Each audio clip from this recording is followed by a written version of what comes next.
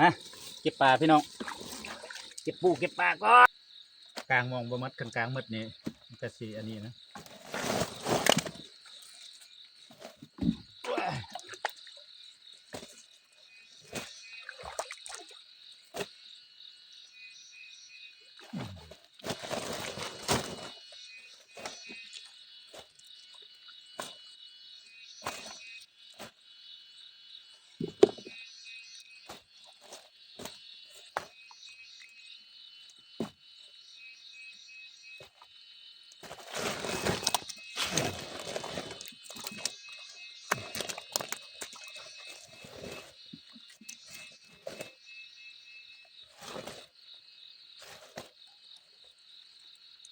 ปลาไหน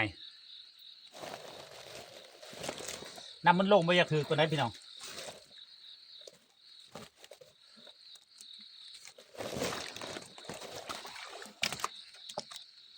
ปลาไหน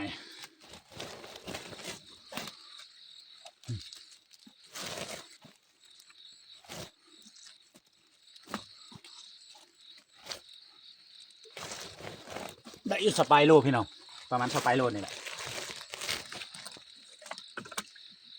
มือละเล็กมือละน้อยเอา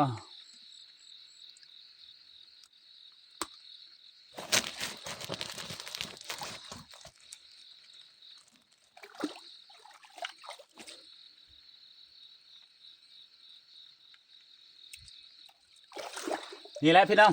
แกมัดปลาชิเกียมเมื่อไรนี่บายบาย